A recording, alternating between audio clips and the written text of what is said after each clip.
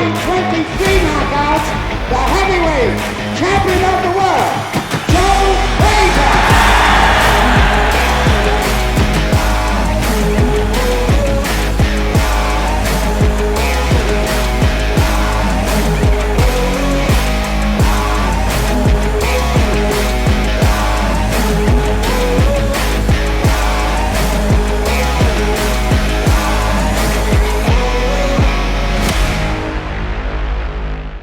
Joe Frazier was born January 12, 1944, in Beaufort, South Carolina.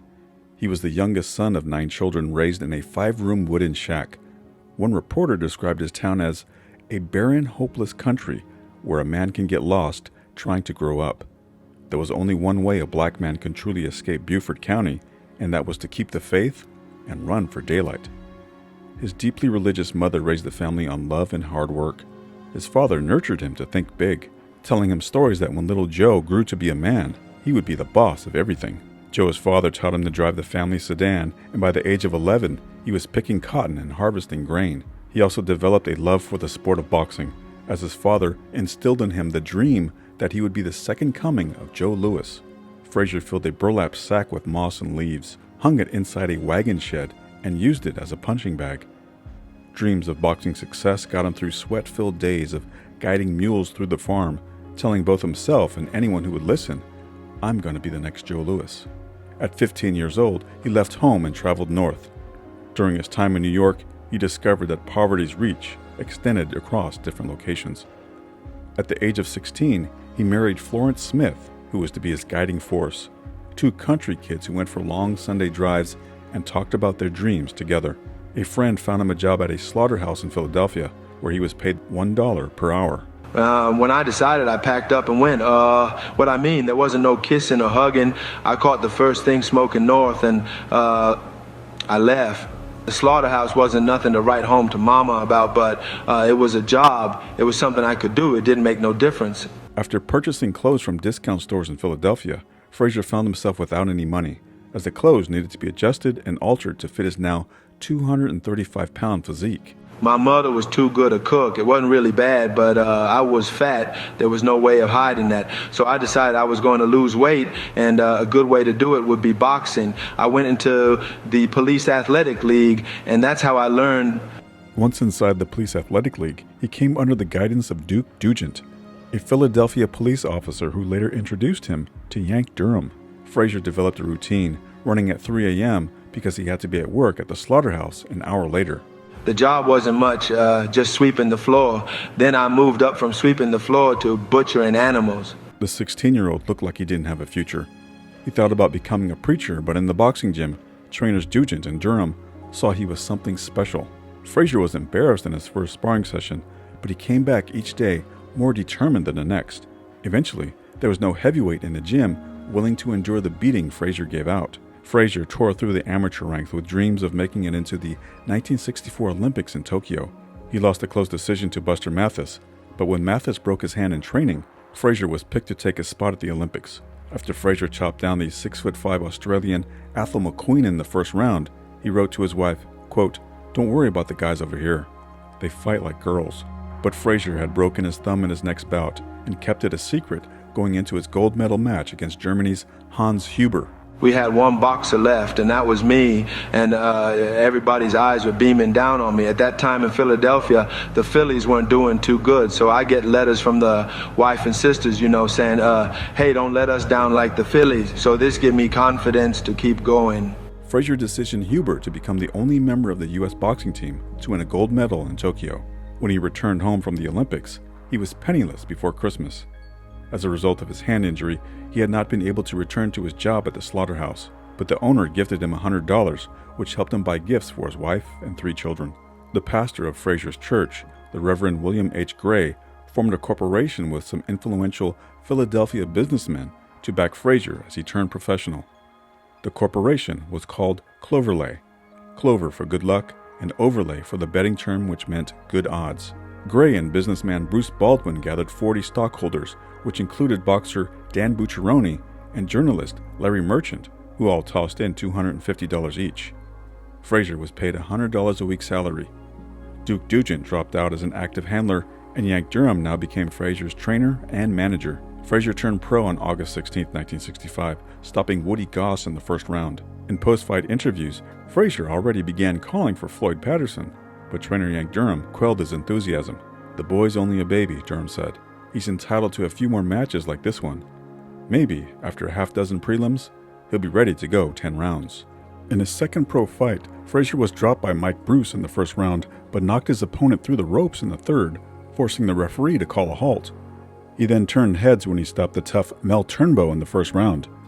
Turnbow had floored Floyd Patterson in sparring sessions and was never knocked down as Liston's main sparring partner. Yank Durham hesitated to take the match, but Frazier's left hook knocked out Turnbow in the first round. Turnbow was on the canvas for over 10 minutes. On March 4, 1966, Frazier made his Madison Square Garden debut, stopping 36-fight veteran Dick Whipperman in 5 rounds. Now 6-0 with 6 knockouts, press buildup began for a bout with contender Jerry Quarry, and there was already speculation on how long it would take for Frazier to be ready for a title challenge against Muhammad Ali, then known as Cassius Clay. Frazier already had a scouting report on Ali. "If I had a chance to fight Clay," Frazier said, "I'd go to the body. Those guys that fought him have wasted their time headhunting. I believe he can be taken out with body shots." Yank Durham then sent Frazier to Los Angeles to work with respected trainer Eddie Futch, who added more nuance to Frazier's technique. Frazier compiled a record of 11-0 with all knockouts until he stepped into the ring with Argentine strongman Oscar Bonavena on September 21, 1966. Bonavena floored Frazier twice in the second round. One more knockdown would have brought the bout to a halt, but Frazier survived the round and took control of the fight, winning a split decision over Bonavena. "I had made a couple of mistakes," Frazier said. "I hit him with some good shots, but there are some guys that just won't go down." 2 months later, Frazier stopped veteran Eddie Machen in 10 and Doug Jones in 6. On July 19, 1967, Frazier scored his most impressive win to date. In front of over 14,000 fans at Madison Square Garden, he became the first man to stop the steel-chinned George Chuvalo. The victory placed Frazier in position to fight for the vacant title as Muhammad Ali was stripped of the championship after refusing to be drafted into the military. The WBA held an elimination tournament in 1967, but Eddie Futch convinced Frazier and Durham to boycott the tourney. Frazier instead faced Buster Mathis for the New York State Athletic Commission title. Frazier taunted Mathis throughout, hearing Jose Torres call out code numbers that Mathis had trained by. "I heard 8, 9, 10, Frazier said. "I said 11, 12, 13. Frazier stopped Mathis in 11 rounds and was now recognized as the world heavyweight champion in 6 states, plus Mexico and Argentina. The press took a liking to Frazier, as his happy-go-lucky nature was a stark contrast to previous champions like the quiet Patterson, the moody Liston, and the cocky Ali. Meanwhile, Frazier supported Ali's decision for refusing to be drafted into the Army. Frazier lent Ali money, testified in front of Congress on his behalf, and even petitioned President Richard Nixon to have Ali reinstated. Jimmy Ellis had won the WBA heavyweight tournament, but negotiations stalled for a unification match. Frazier stayed busy in defending his title, stopping Manuel Ramos, decisioning Oscar Bonavena, and taking out a gimme in Dave Zieglowitz. In June of 1969, Frazier took on Jerry Quarry in one of the most anticipated matchups in years. Trainer Eddie Futch admitted that Frazier was a little concerned about Quarry, but he wanted him like that. New York State, ready for round 1, and there it is.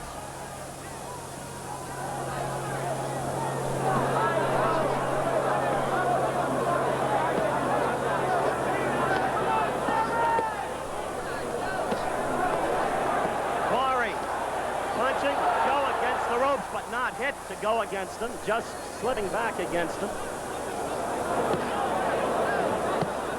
A left landed against Joe's head. Joe came in with a right uppercut.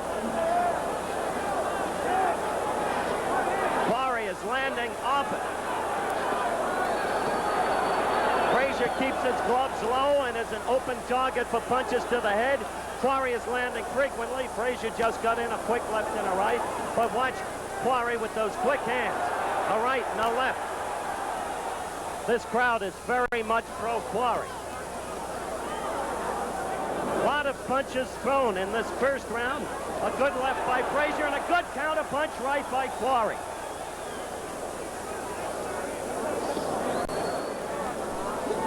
Both men trying to do damage to the midsection.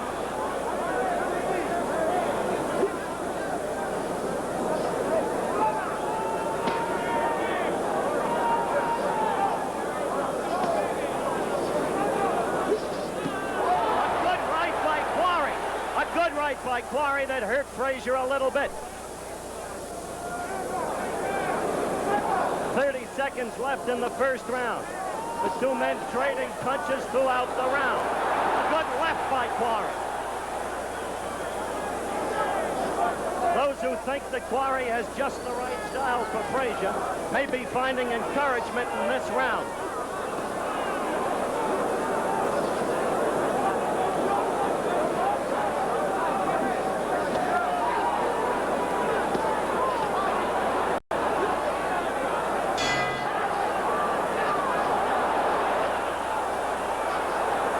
There is blood coming from Quarry's nose.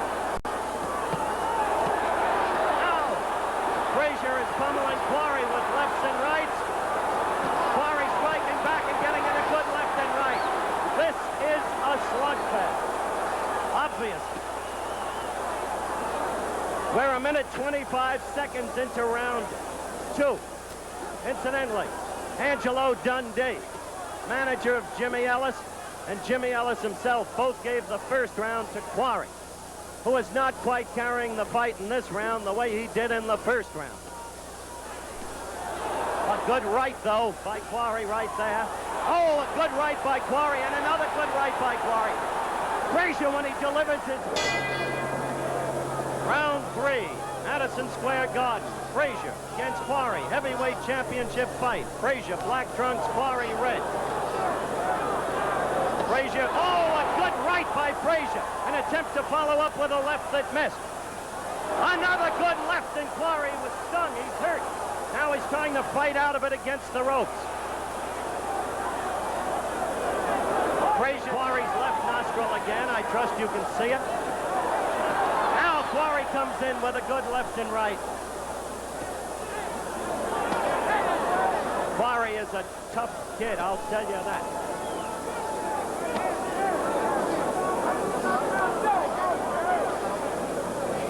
We are just about a minute and a half into this round 3. For those of you scoring the fight, you might be interested to know that Jimmy Ellis's manager, Angie Dundee, has it 1 round apiece so far. Ellis has it 2 rounds Quarry, none Frazier. Dundee gave Frazier the second round, and so far, Frazier is clearly the winner of this round. But Jerry is fighting off the ropes effectively, as he always does. We are coming up to the 2-minute mark in round 3. Frazier's the reason he has great mobility. He is always in good position. Subconsciously, you'll catch him moving and always positioned properly so that no fighter, neither fighter, can be unduly damaged.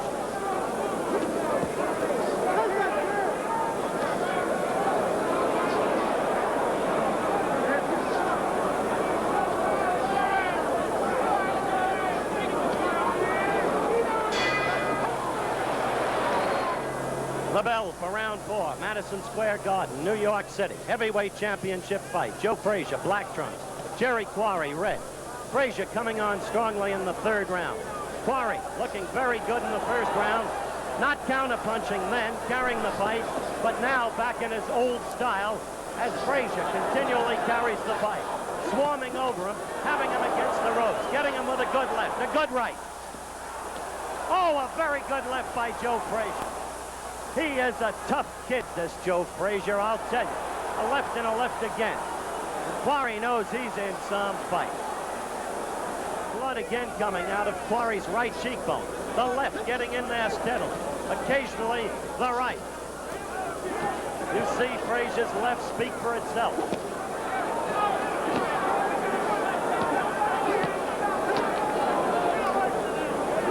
Well, they're directly above us. Let's get a quick comment from Angelo Dundee, Jimmy Ellis's manager.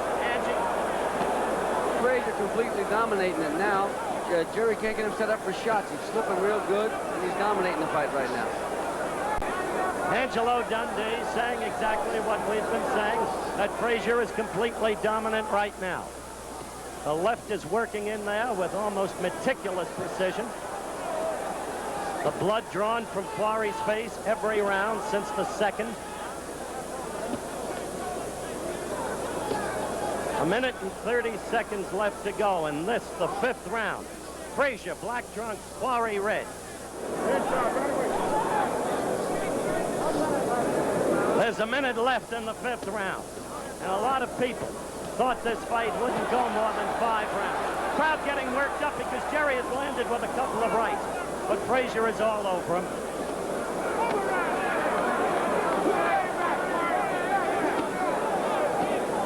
With the courage of Quarry, this fight could go a very long time indeed, unless it's stopped by the referee and the commission doctors because of the flow of blood from Quarry's face. 30 seconds left to go in the 5th round. Frazier, black trunks, Quarry, red.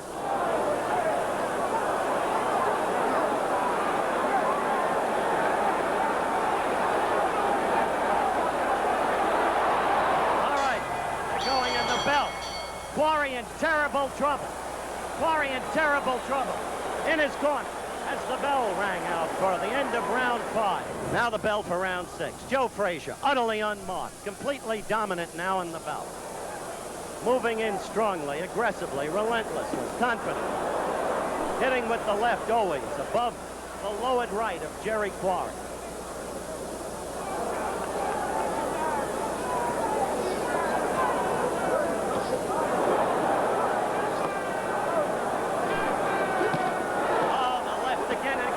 In real trouble now. He is directly above us. And he is, I think, Angie, ready to be taken. Angelo Dundee. He's right in bad shape right now, and Quarry getting dogged pretty good.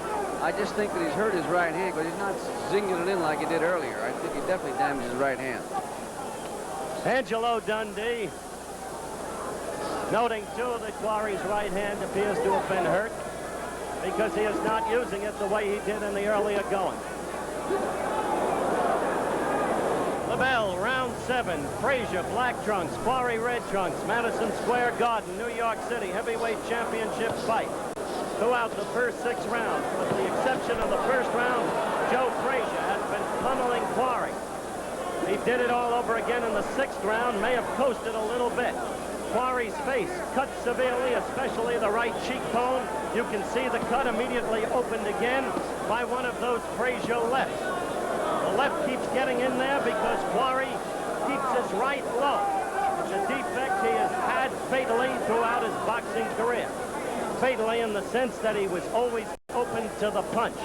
He has a successful record, but he was trapped by Machen and he was outboxed by Ellis. We're approaching the 2-minute mark in the 7th round.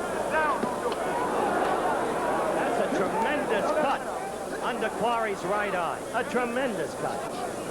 Had it been over the eye, this fight would have been stopped long ago.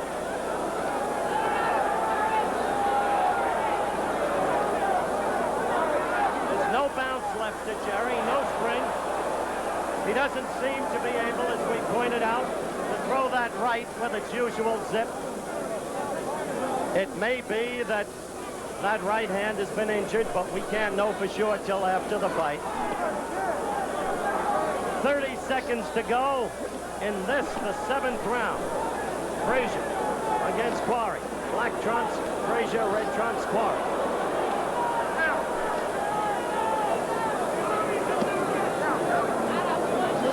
15 seconds to go in the 7th round.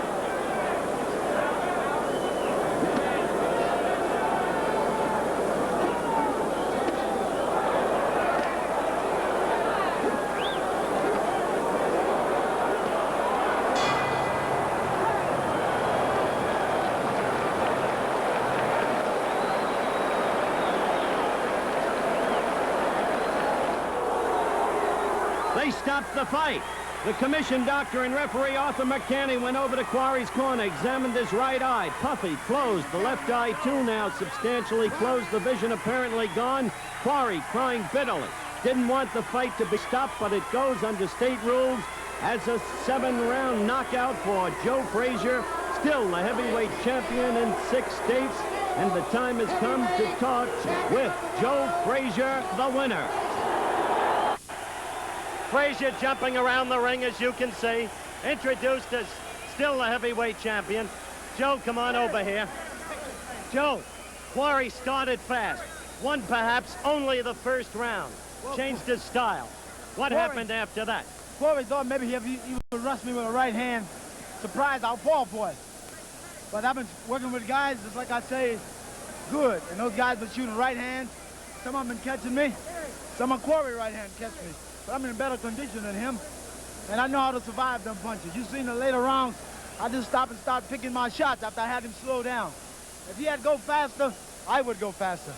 And I would like to take time out to thank everybody around the whole wide world to watch who really is the champion of the whole world. And I'll defend my title against anybody, any day, any time. But I think I'm going to retire right now. You're kidding about that. What's that? Yancey Durham, Joe's Minute. Champion of the world. All you got to do, it's all about Cassius Clay. All they got to do is turn him loose and send him out. We'll tell him who's the champion of the world. You want to fight Muhammad Ali. What about Jimmy Ellis? We'll have a couple of warm-ups. We'll warm up with Jimmy Ellis and we'll fight Cassius Clay. Tell him to turn him loose and send him out here. We'll fight him. All right. Let's get Joe Frazier back here. Joe. Wipe him off, Yancey, and bring him back, please.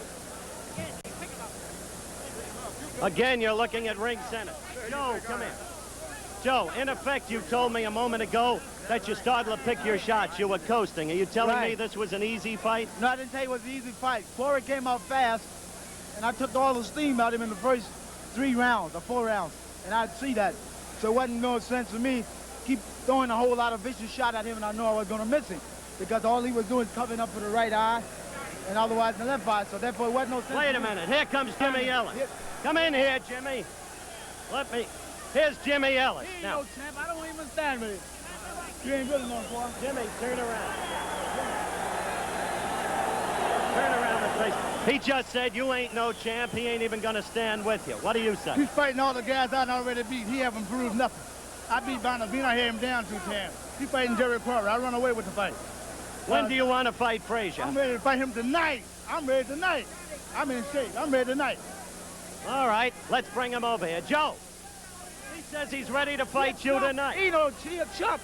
He goes in Florida and tries to get a darker tan. Look at it. You bought a balloon. Oh, what's you bought a balloon for a time. You couldn't stay there with him. Can I?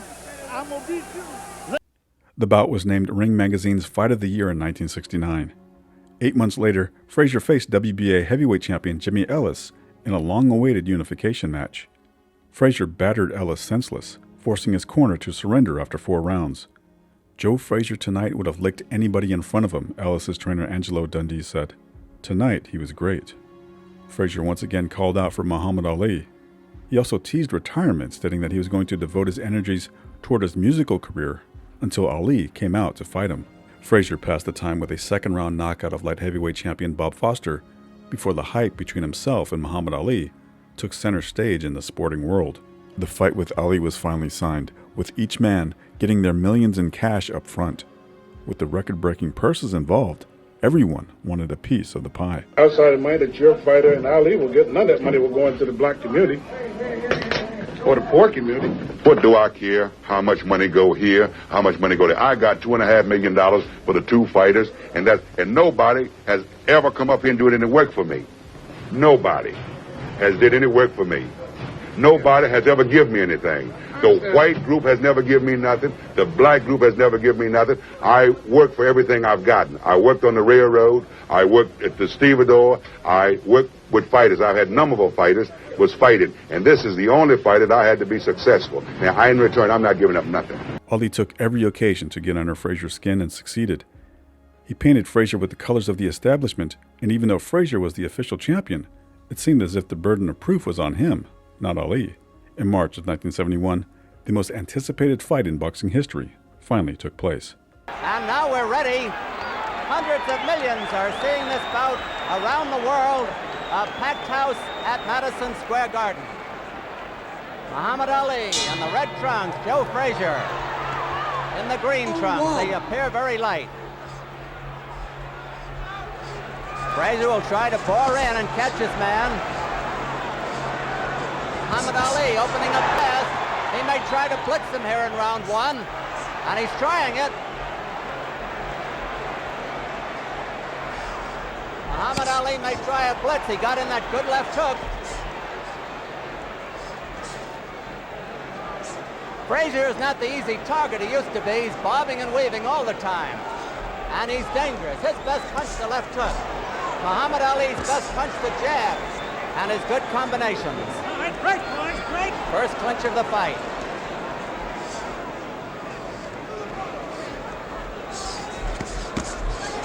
That was a hard left hook that caught Frazier. Frazier is more vulnerable in the first round, and Muhammad Ali knows that. Frazier got in his first good punch in the fight.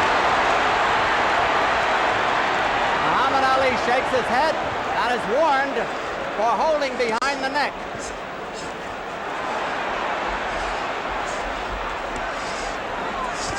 Muhammad Ali has been missing, but that jab didn't miss.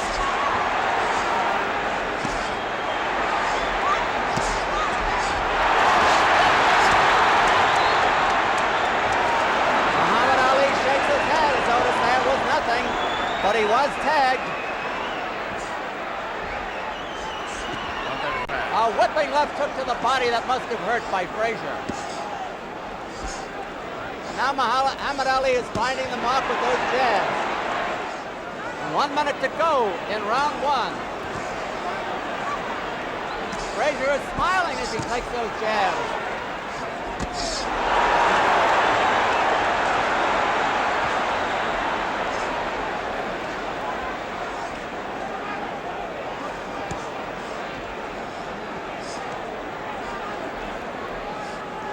Muhammad Ali, strangely enough, is not trying to make use of the ring. He's standing there with Frazier, and that's not considered healthy. Muhammad Ali, flat on his feet, not up on his toes, like the Muhammad Ali of old. Round two.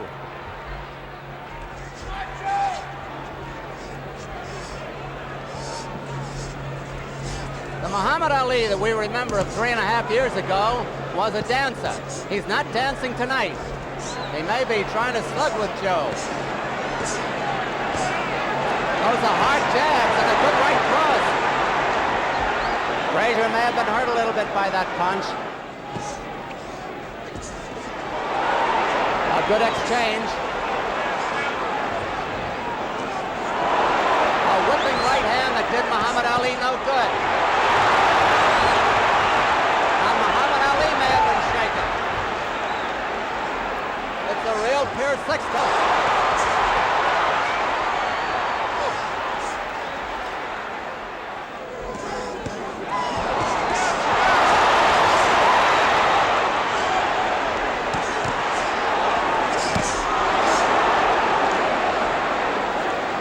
Frazier has taken a good battering in this round. Stop talking. And the referee told them both to stop talking.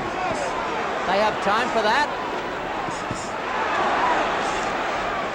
Muhammad Ali is pot-shotting Frazier with that right hand and getting away with it.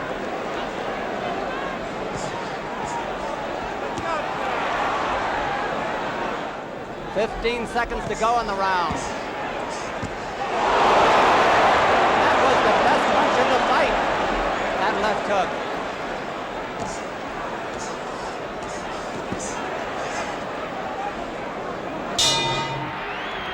Joe Frazier just spit some blood. He is bleeding inside the mouth. Round three. Round three.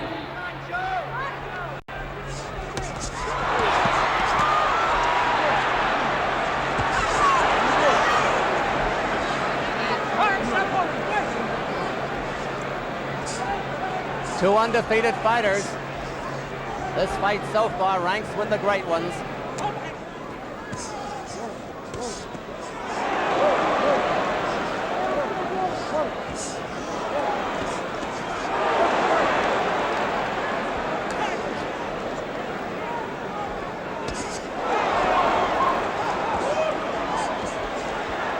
It's a question, how many of those punches Frazier can take?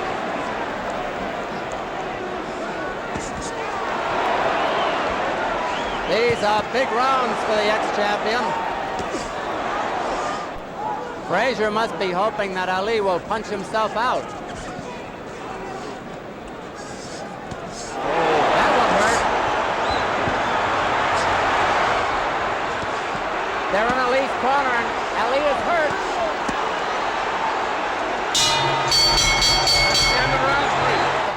round 4. 4.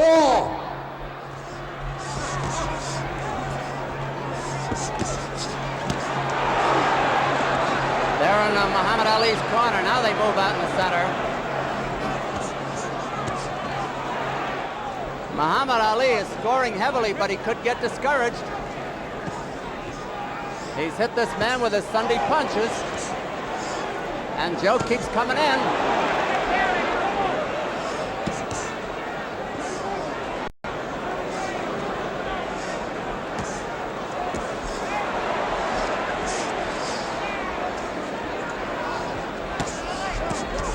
Joe is taking a battering. Anybody else would have been on the floor.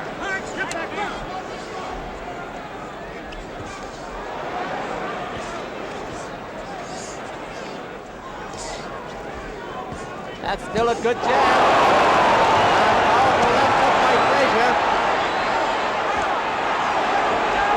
Ali ducked into that punch instead of moving.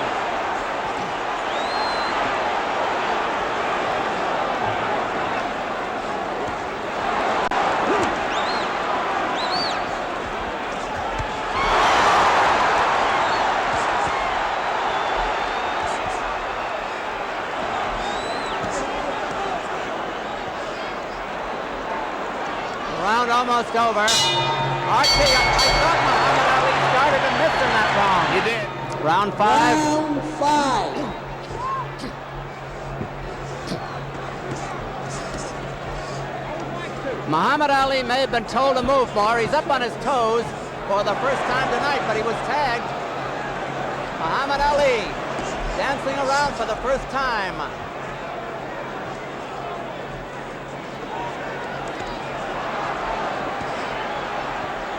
But Frazier has caught him again. Frazier says, come on in and fight.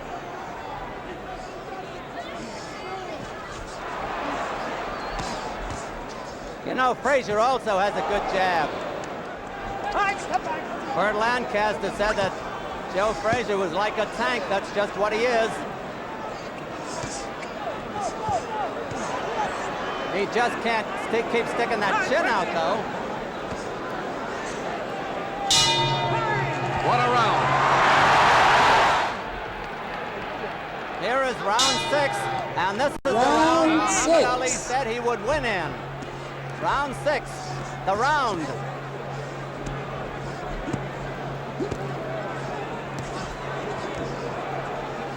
Punches.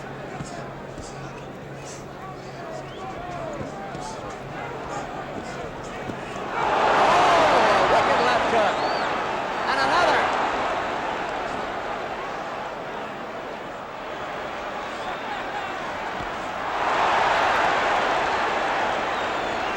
Muhammad Ali had the fun, but Frazier landed the punch.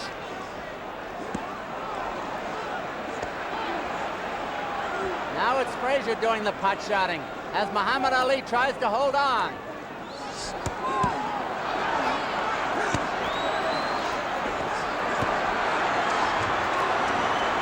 Ali almost a sitting duck here.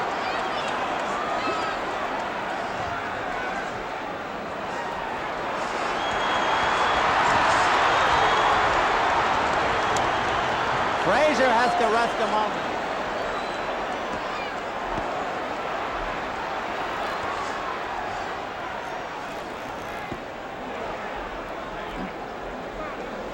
The round is almost over. Ali will score no knockout in this round. Up to by Bundini. Round 7. And Ali is caught on the ropes again, but this time he ties up his man.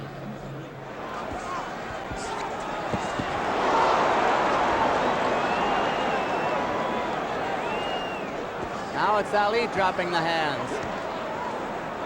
Frazier smartly goes for the body there. Well for Ali that missed. That didn't. Ali shakes his head. The round is almost over.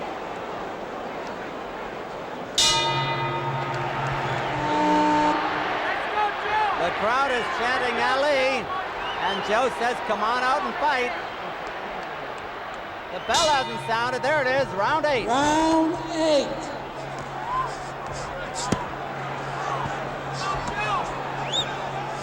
All right, great, boys. Step back. Jump. Both men in splendid condition, no question. Great athletes.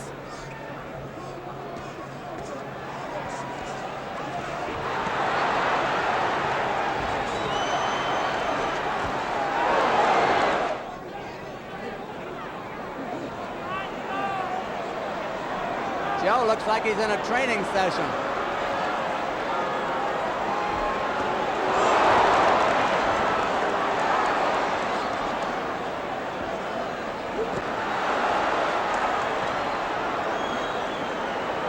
Frazier's just pouring everything in there now.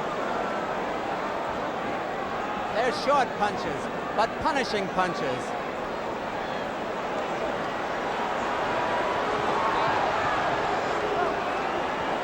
Ali is making very little return here, and the crowd is getting on him.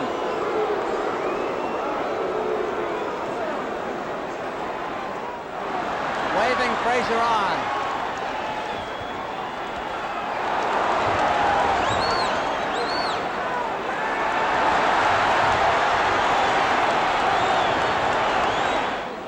Some are landing on elbows, but some are getting in. Here it comes, look out. There it is. Half a minute to go.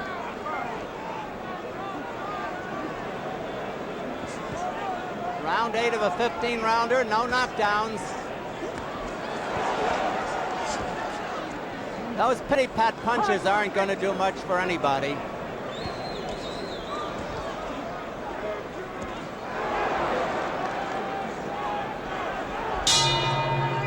Archie, what do you think of this? I think that Ali is tired out. Muhammad Ali, Frazier is the fresher of the two, no question. Round 9 of a 15-rounder.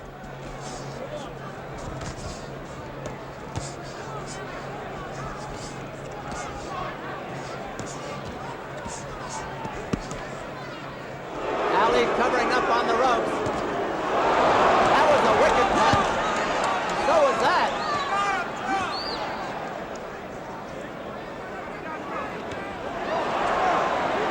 I think Muhammad Ali is in real trouble now, judging by his looks.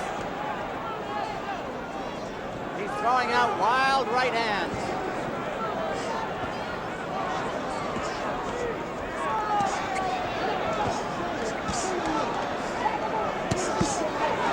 And Muhammad Ali comes back. He's got a great reserve.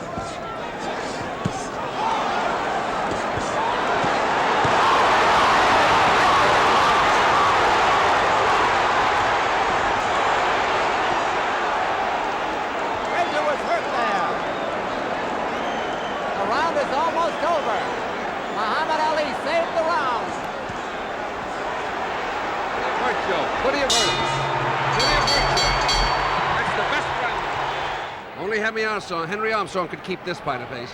But two big, heavy boys like this is quite remarkable. Round 10, it's scheduled for 15. Now let's see how that punishment affected Joe Frazier. He's probably been told to stay in close now to nullify that long-range hitting of Muhammad Ali.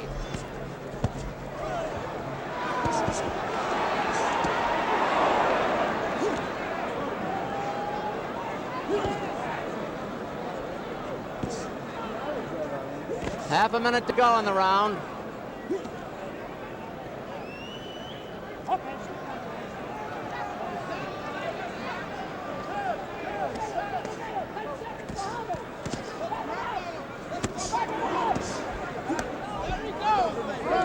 Round almost over, as you see.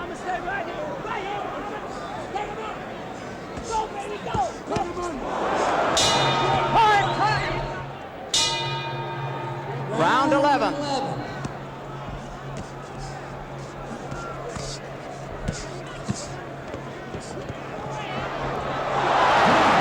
knockdown. No knockdown.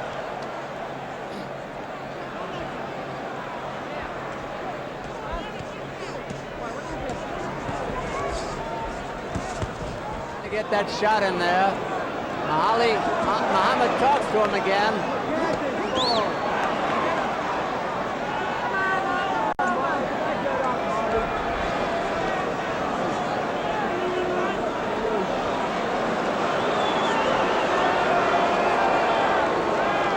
Not much happening, I'll say.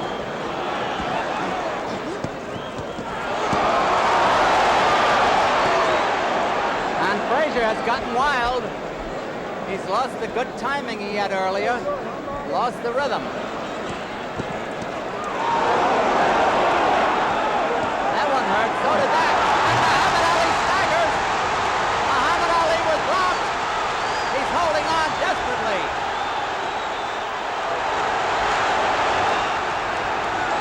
"30 seconds to go in the round. 30 seconds. Muhammad Ali in real trouble.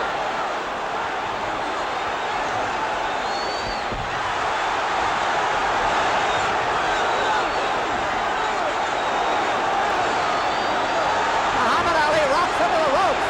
He almost went down.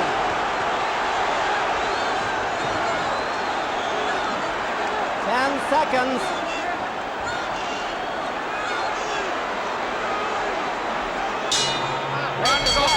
The round is over. The round is over. What a round. Muhammad Ali was really out that time. Frazier really clobbered him with everything in the book. Round 12. Round 12. Frazier out there quickly.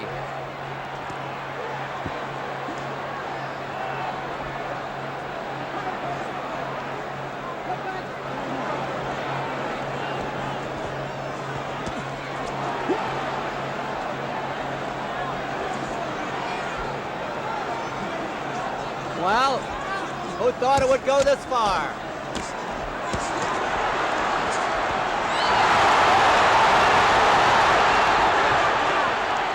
Muhammad Ali gamely trying to fight back, but he is spent.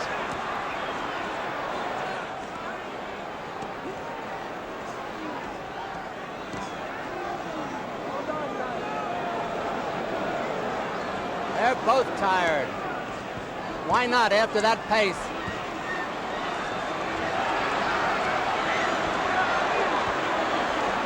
Muhammad Ali is missing a lot of those punches.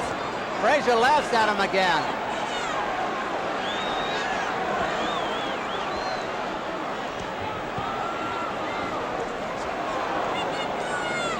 One minute to go in the round. Round 12.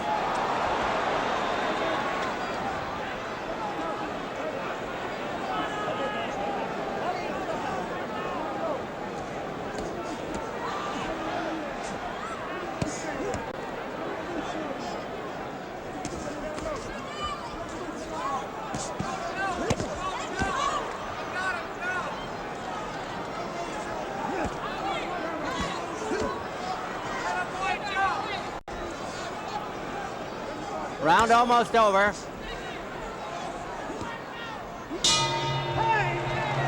That's the end of the 12th round. And Archie, that was a tremendous round. Yes, it was. Ali Frazier made had a him on great the- comeback, didn't he, there? Yes, but Frazier had He him on the really ropes. On the last had him on the ropes. There's the bell. Round 13. Round 13 of a 15-rounder.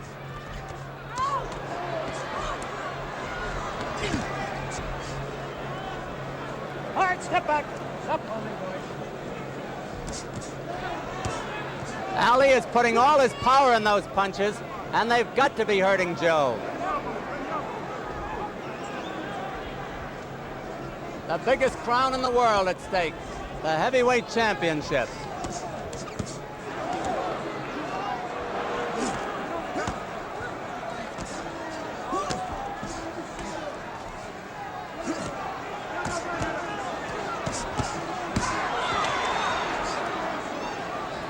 They're both great game fighters. There's a spot of blood on the shoulder of Ali. I guess it's from Frazier, but I don't see where. Well, they're fighting like lightweights now.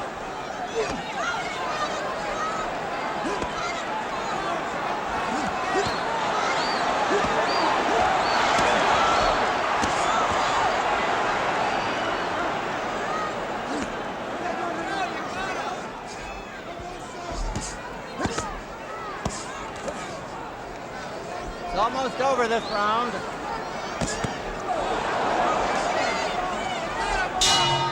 There's the bell. Round 14 of a 15-rounder.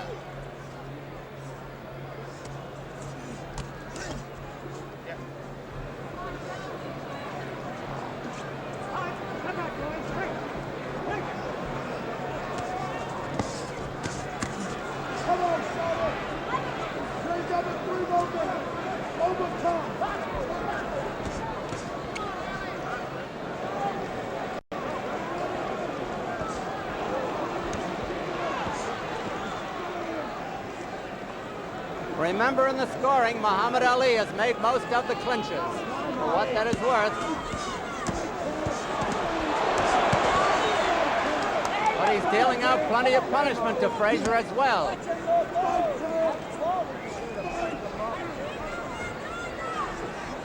Frazier is very puffed around the eyes. Frazier talks to him again there.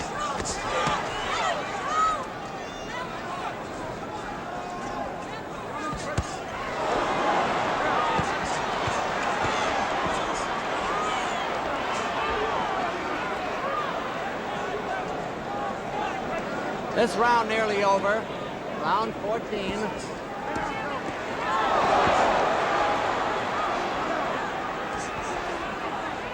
No knockdowns, but Muhammad Ali was staggered in the 11th and almost went down. That's the end of round 14, and what another great round it was. This is the final round of the fight, and what a fight it's been. 15 and final round. Referee Arthur McCanny has them touch gloves, something they've been doing all night. Now, Muhammad Ali's going to go boxing again. And Frazier gets in to nullify that attack. Step back, says the referee. Time is important here.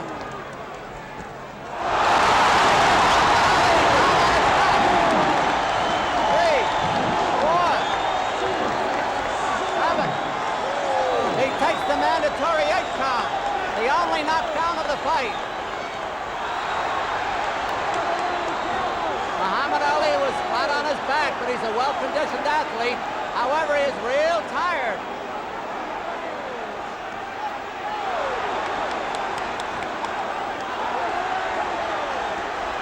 Frazier smartly goes for the body when Muhammad Ali covers up. 2 minutes to go in the fight. 2 minutes.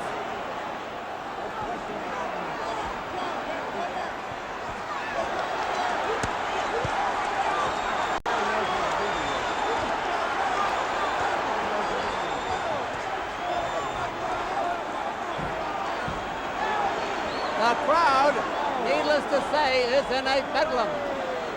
Oh, what a shot! If Joe had followed that up, he would have finished it. Muhammad Ali gamely fights back.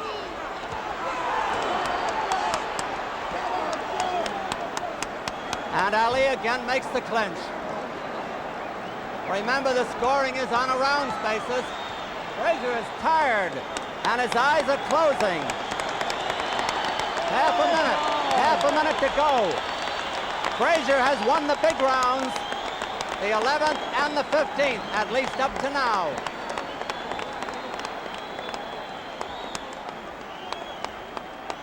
Frazier has the man in the corner. 10 seconds. 5 seconds.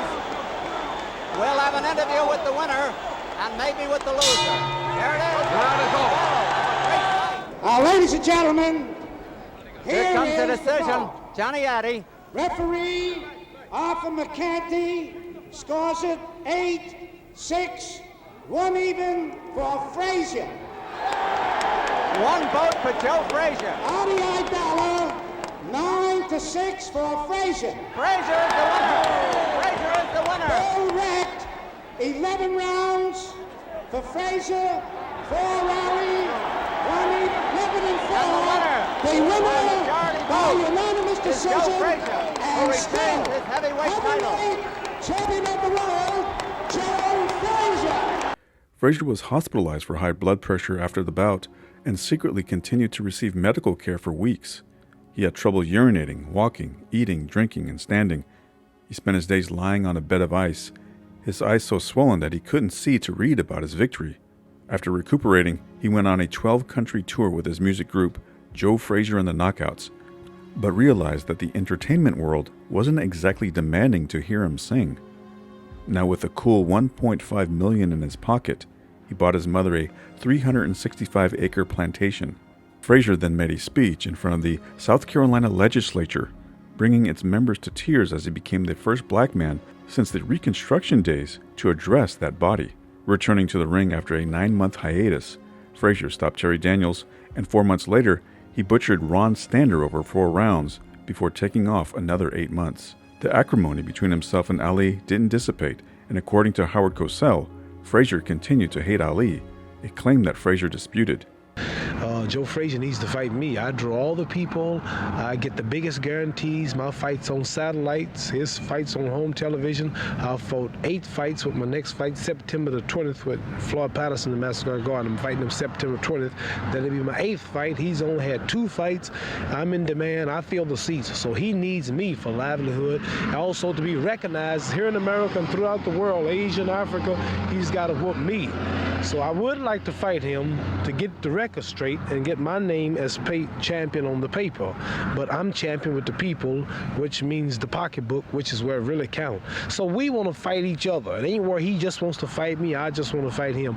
We need each other. And the next time I'm going to give him a good whooping. They came and fought me after I was undefeated. But I was off 4 years, and I got a quick notice. Now I'm ready, and they're not too anxious to fight me. You look in excellent shape. Right. Now I understand he's here in South Carolina somewhere on some plantation he bought, and I'm going to find out where he is, and I'm going to go try to whoop him before the fight if necessary. I'm going to whoop Joe Frazier. If it's in an alley, I'm going to whoop him.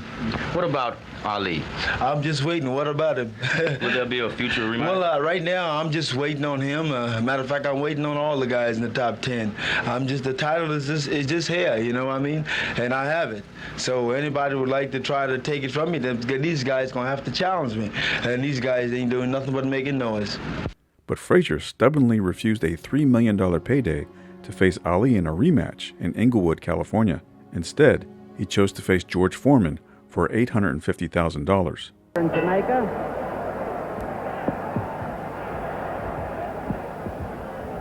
Frazier the white trunks, Foreman the red trunks.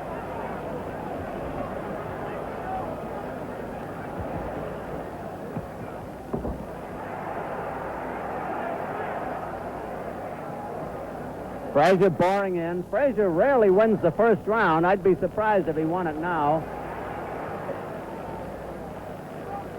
Foreman a little bit tense looking. Foreman has been nailed, and nailed good. Joe Frazier's best punch is his left hook.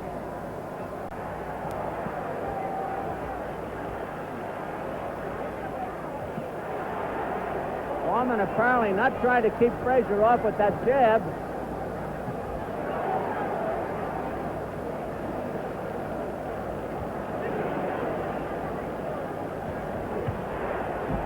Now Foreman looks a little looser.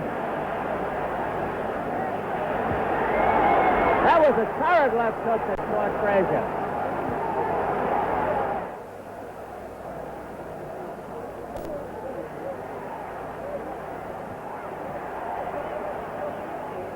Foreman having a very good round. Joe is down! Frazier went down. Taking the mandatory 8 count.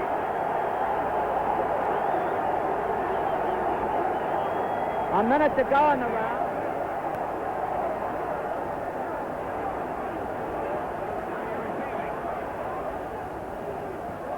Frazier's in real trouble here.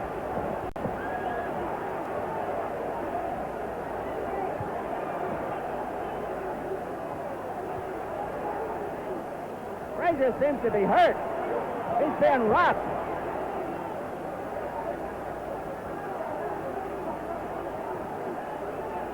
Foreman in complete charge of the fight. Frazier fighting back gamely, but he's having trouble. There's the countdown, 20 seconds to go. Frazier down again. Frazier is wobbling around.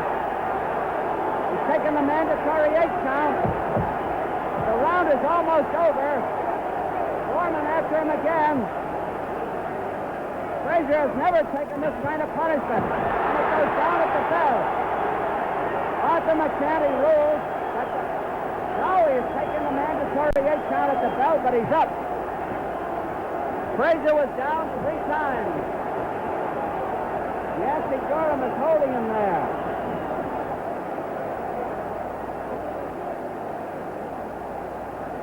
Round 2.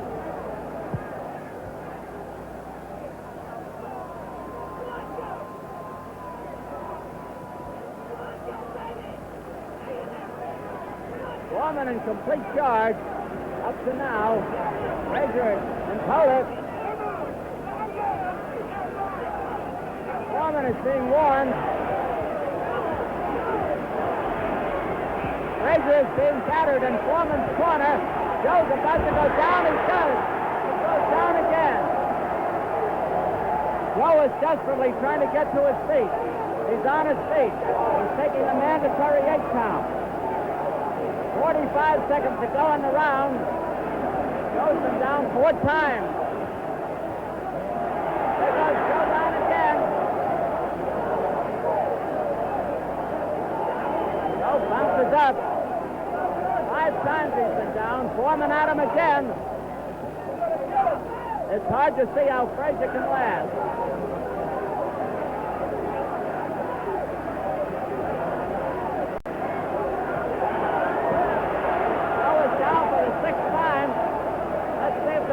Stops it. No, he's trying to get his man to a neutral corner. Frazier doesn't know where he is. The fight is over. The fight is over. The winner is George Foreman. After the defeat, Frazier could only shake his head at trainer Yank Durham, saying, quote, "I'm sorry, I tried." He returned 6 months later, but experts wondered whether Frazier lost more than just a title against Foreman. He floored Joe Bugner in the 10th round and earned a decision. Trainer Yank Durham died the following month, and Eddie Futch now took the roles of both trainer and manager. A rematch with Ali was signed, and Super Fight 2 was set for January 28, 1974 at Madison Square Garden.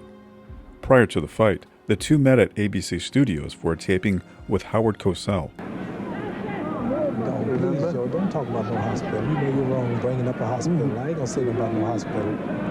We don't want to mention. I went to hospital for 10 minutes. You went for a month. Now be quiet. I was resting. Yeah, you went to hospital arrest. In and out. That's embarrassing. Don't nobody go to hospital arrest. And why did you bring? I wasn't gonna bring up the hospital. That shows you how dumb you are. How come people don't go in? That shows how dumb you are. How come people? He brought up the hospital. Who don't go? What's this? What was happening there, Joe? I go to hospital for 10 minutes. Motion to Arthur McCanty. He go for a month. Why did he bring that up? What was happening? I really don't know. He didn't have to I'm tell trying to listen to this cat saying about something. He gonna bring up the hospital. What difference? Why'd you bring up the hospital? I went to the hospital for 10 minutes. Why you figure I'm ignorant? I went to the hospital for 10 minutes. Why you think I'm ignorant? Man, you know, you sat down. Sit down, man. Sit down, Joe. Why you think I'm ignorant? Sit down, Joe. Huh? Sit down quick. Why you think I'm ignorant? The brothers are here. Doing this too? No. Sit down quick, Joe. Well, we're having a scene, as you can see, and it's hard to tell whether it's clowning or for real between the two fighters. This kind of thing has been going on all along in terms of promotion of the fight, and this time it seems to be for real, because Joe Frazier is really angry. Muhammad called him ignorant, and he's really angry. I don't think this one is clowning at all. It's a bad and an ugly scene, and it's unfortunate, I think, that it's happened in the middle of showing a classic fight between two extraordinary athletes.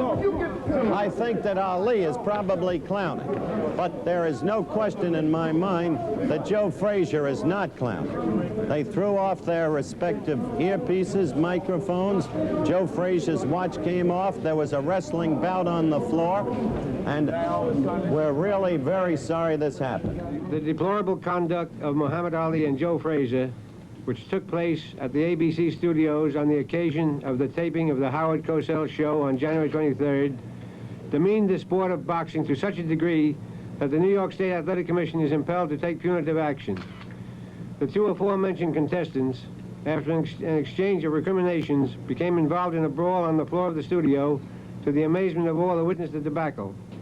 Television and the press transmitted the story by word and photographs to millions of viewers and readers. Even if the whole incident was a put-on, as many believe, it was severely damaging to the best interests of boxing and to its well-being and to the public interest. Because of the fight that broke out between the two at the television studio, both Frazier and Ali weighed in separately. The fight was close. By the 7th round, Frazier was gaining steam and Ali seemed to be tiring. But Ali rallied in the late rounds and was given the decision. "I thought it could go either way," Frazier said. "It was a close fight. He had no sting, and that's what I kept yelling at him. He couldn't hurt me." Frazier returned 5 months later, facing old foe Jerry Corey. Frazier floored Corey in the 4th, and in the 5th, he moved in for the finish, but then took a merciful step back, imploring referee Joe Louis to stop the fight. "He just waved his arms like we should continue," Frazier said, but soon after that, he stopped it. Meanwhile, Muhammad Ali had regained the heavyweight title by stopping George Foreman in an upset. The stage was now set for an epic third encounter between the two, dubbed the Thrilla in Manila. George Benton was added to Frazier's training team in the hopes of adding a little more defense to Frazier's game. "Instead of trading punches," Benton said, "when the other guy takes over the punching, you make him miss. Then Joe takes over the punching again." Ali's reply was, "Joe Frazier gets mad when you don't hit him." The hype for the third match matched their first battle. Frazier did not hold back his disdain for Ali's promoter, Don King, who presented him with a cake at his gym and was promptly kicked out. Frazier's trainer Eddie Futch believed that regaining the title was second in importance to Frazier than simply beating Ali. "I'm going to take that butterfly," Frazier said, and pull off his wings. And it should help the champion.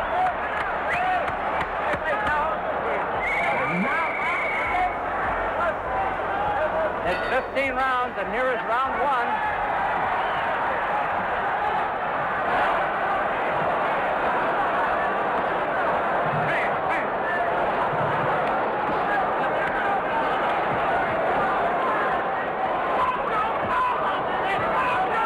Staying low to get away from that jab.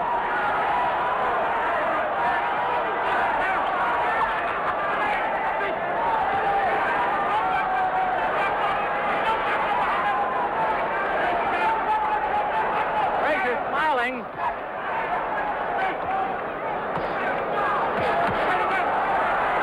Ali opening up fast.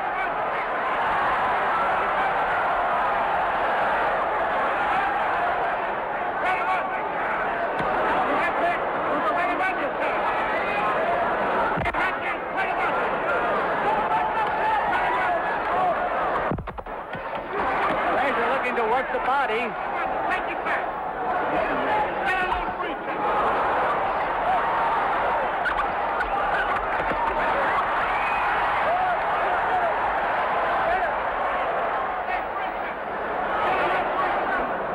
A minute to go in round 1.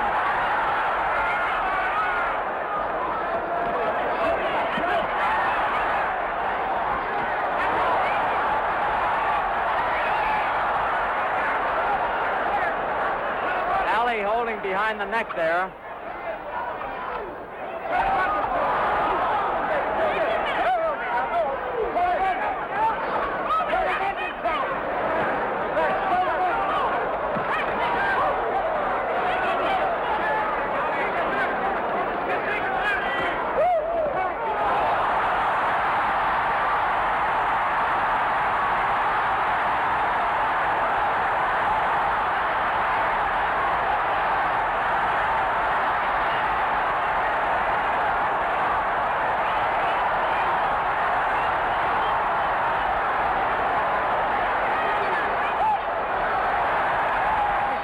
Loses the first round.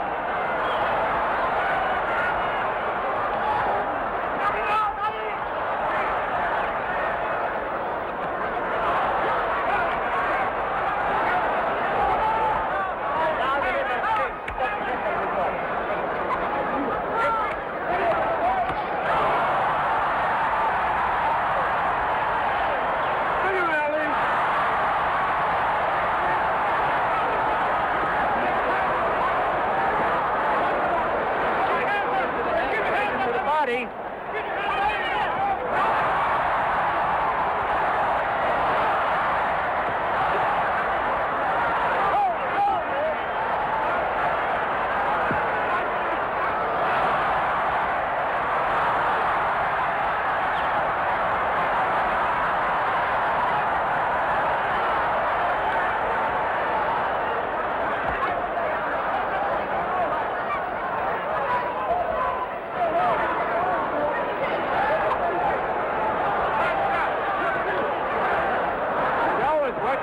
Almost exclusively.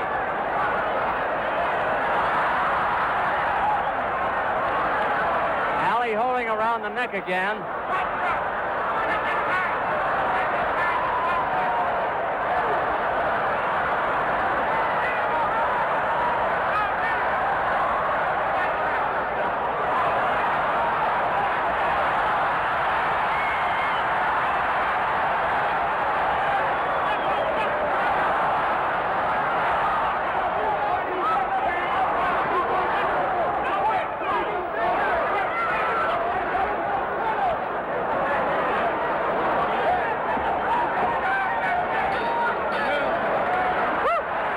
In his corner. Angelo Dundee a little late getting out of the ring in Ali's corner. Round 3, scheduled for 15.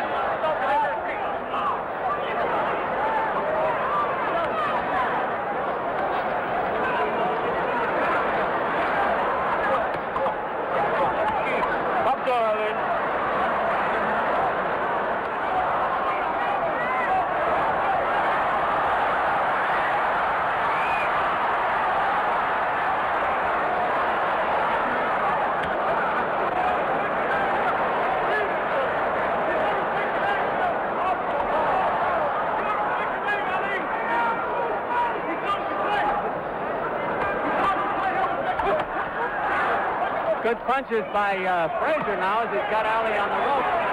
Ali with the rope-a-dope.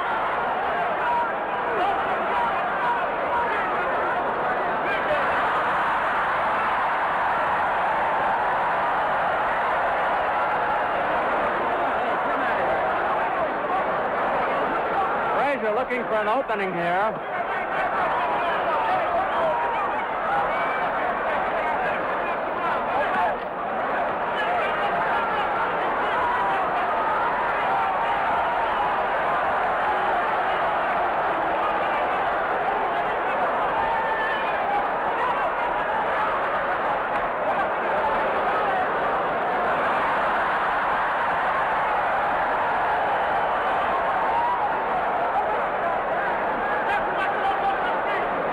Almost a replica of Ali and Foreman last year.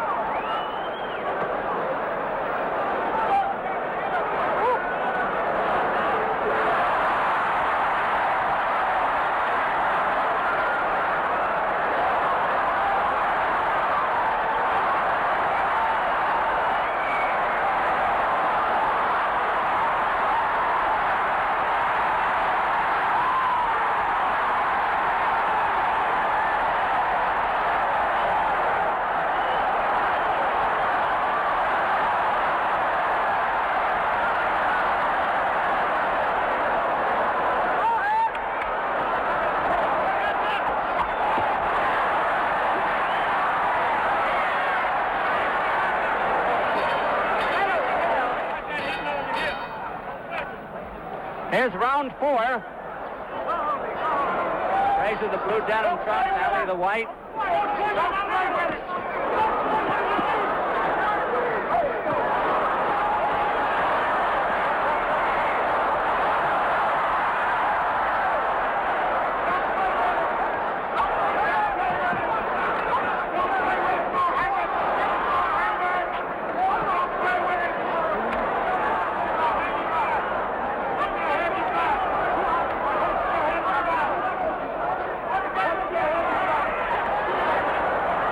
Coming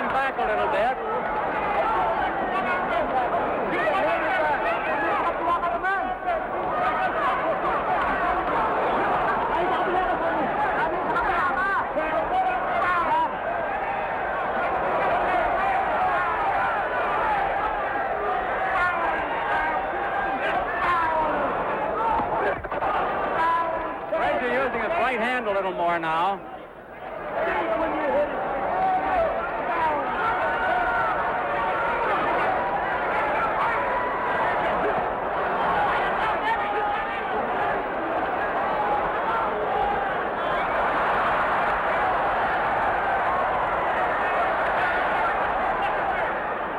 Frazier the aggressor.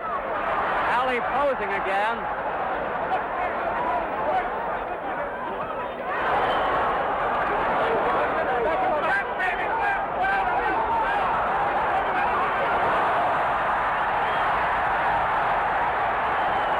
Ali really got nailed.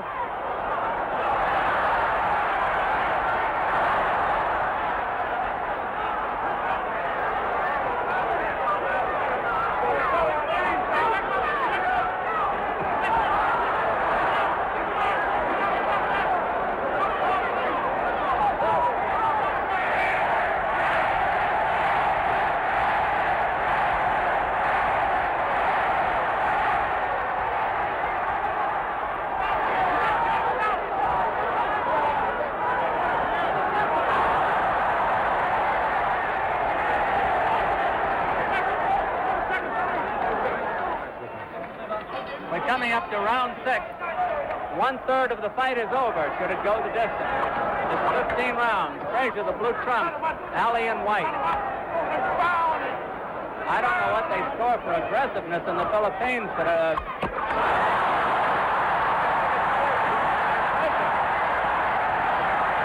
Frazier has been the aggressor all the way.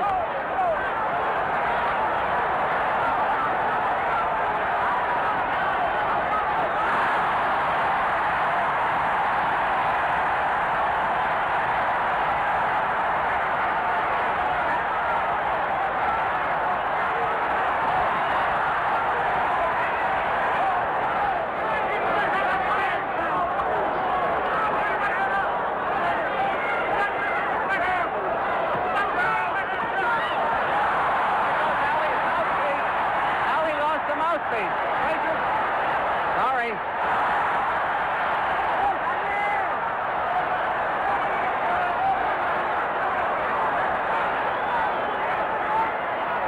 happened when Joe landed a punch. That's why I thought it was Ali.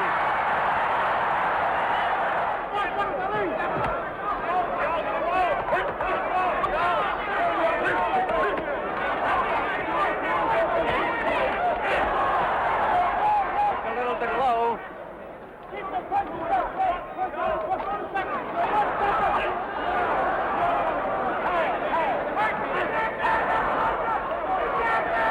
Ali doing the holding as he has done it most of the fight.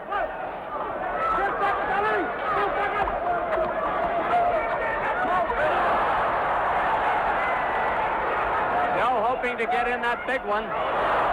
Ali got it in there.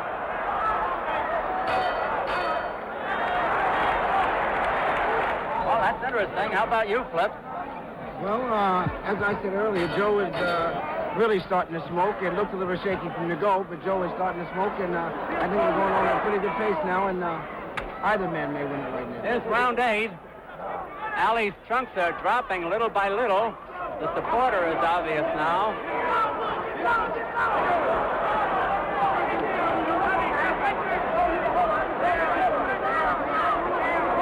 No knockdowns.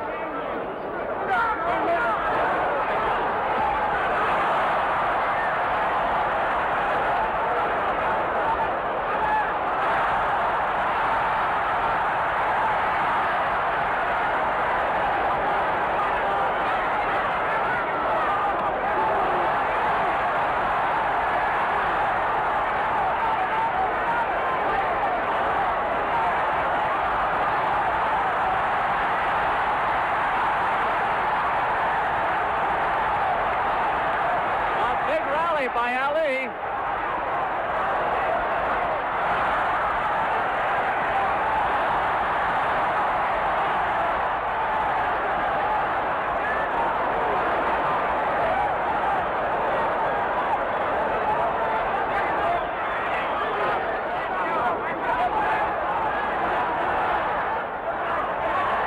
Frazier is very strong and scoring heavily, even though he took a lot in this round.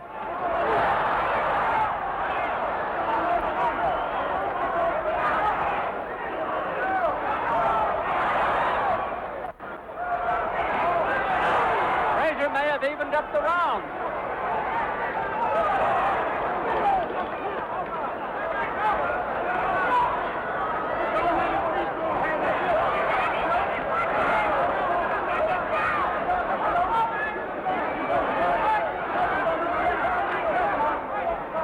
Ali leaving himself more exposed on the inside.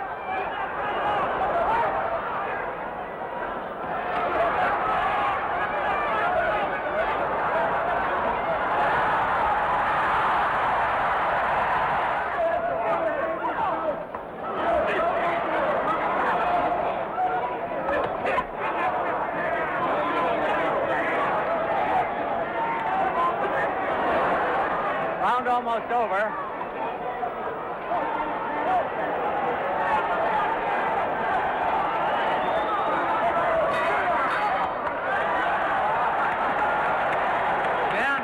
Give that round to Frazier on aggressiveness. Yes, I will on aggressiveness. First, when Ali starts boxing, he dances for maybe a few seconds, and he always ends up with his back on the ropes, which is very bad. This is Joe's best place.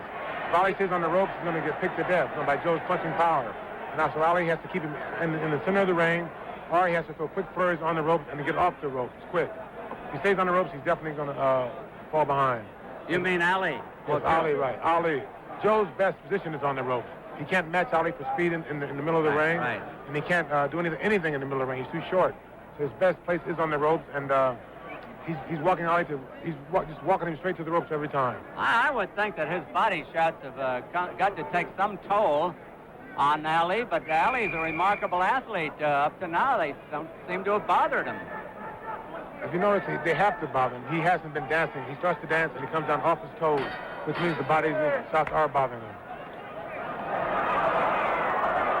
Round 10, scheduled for 15. Ali setting himself to punch harder in this round. Ali going flat-footed.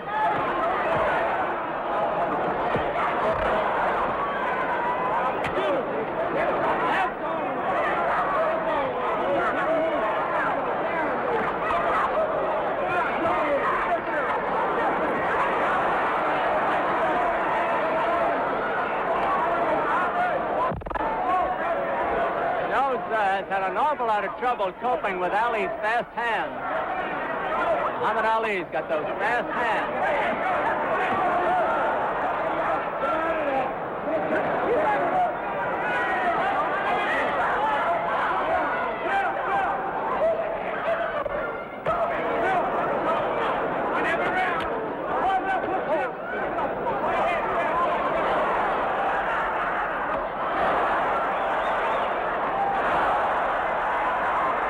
Did Ali no good.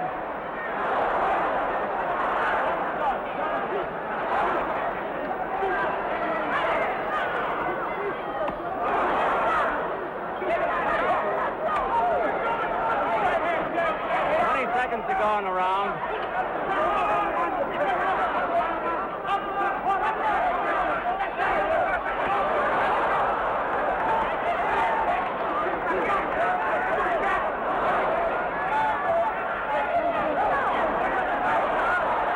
Grazing punches.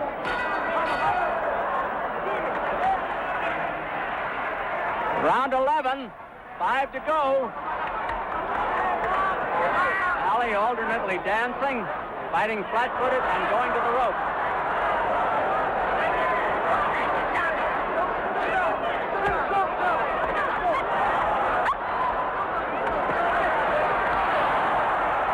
Joe got off the ropes that time. Now this is a switch. Joe is on the rope.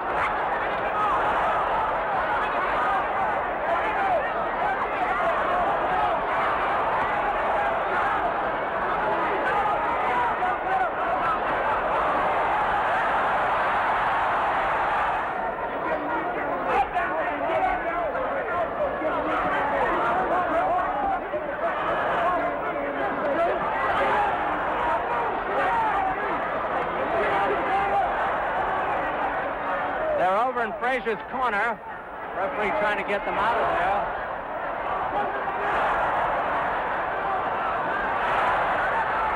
team up on Ali now with the right hand. Ali will probably open up all of a sudden.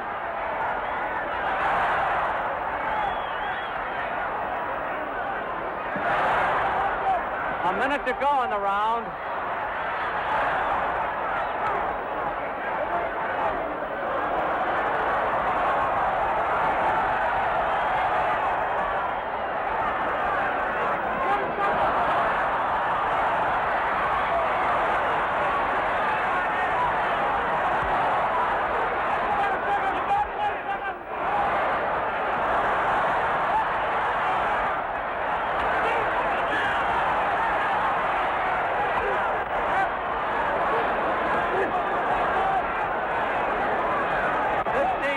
To go in the round.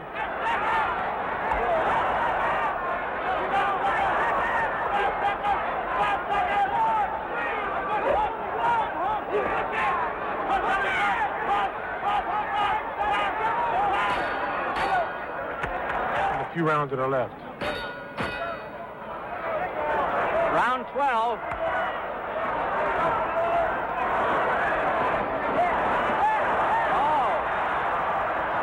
Starts the round, every round, scoring heavily.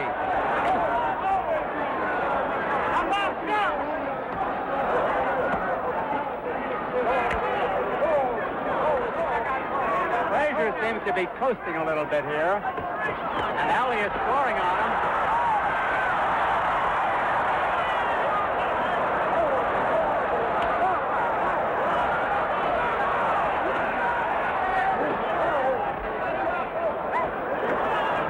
Minutes left in the round.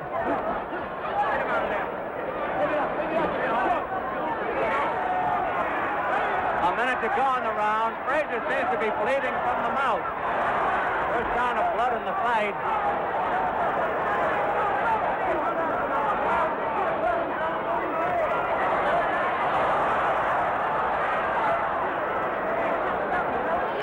Round 13.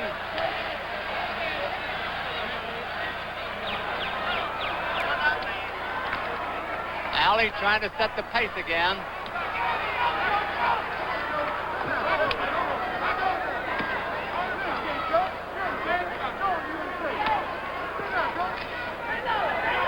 Ali ready to open up with those combinations.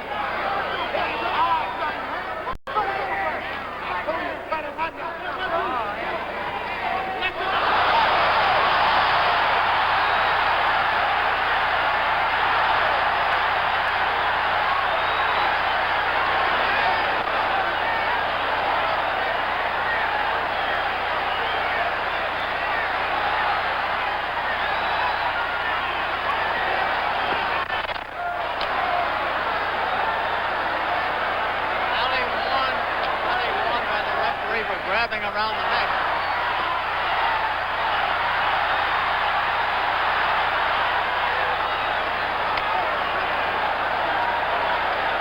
Big round for Ali.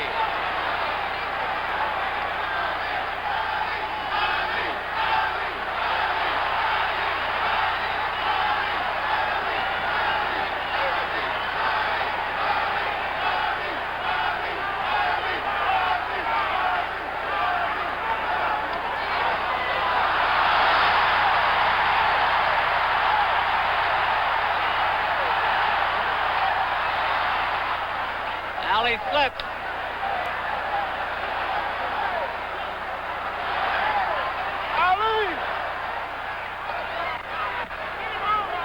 Ali holding. Frazier looked awful tired, is puffed around both eyes now.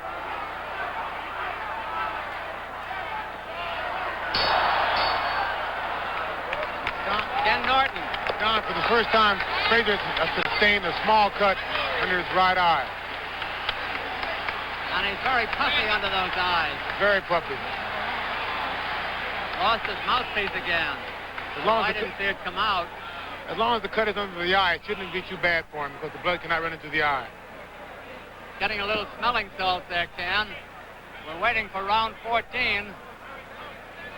I would think that Ali has regained the command of the fight. That's very true. Ali seems to coast until he sees an opening. When he has the opening, he seems to throw a big, rapid flurry. This has been Joe's downfall. Joe cannot match hand speed with him, so when Ali throws a quick flurry, Joe is very vulnerable. Very vulnerable. Joe has taken a lot of punishment in the last couple of rounds. Anyway, we're coming up to round 14. I got 8-4-1.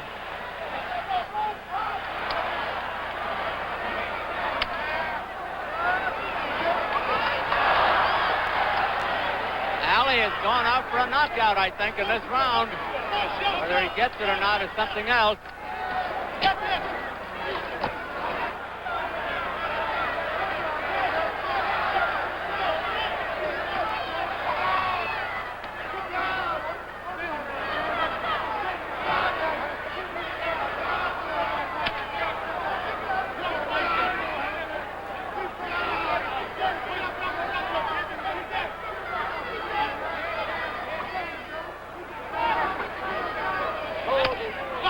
Frazier doesn't have the firepower that he had in the middle rounds.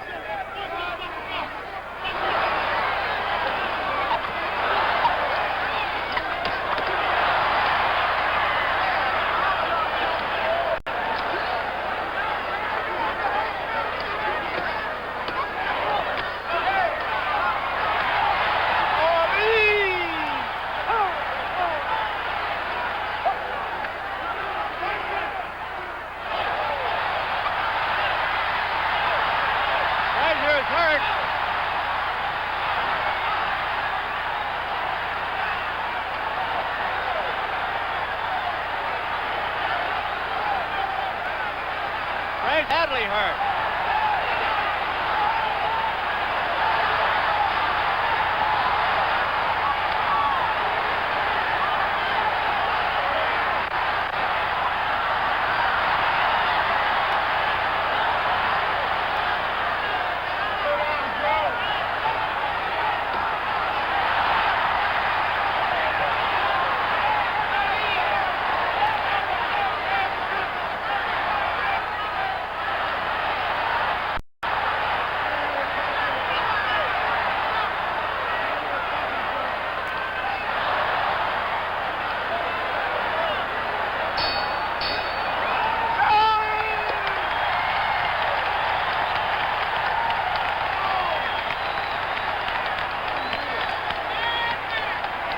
The biggest round of the fight for anybody. Frazier was within a punch or two of going down.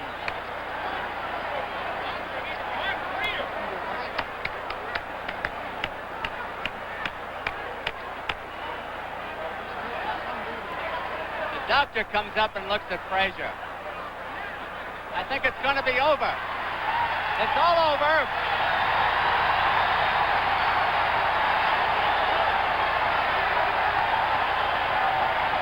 At the end of the 14th round, Ali returned to his corner and told him to cut off the gloves. Trainer Angelo Dundee ignored his request, as across the ring, Eddie Futch informed the referee that Frazier could not continue.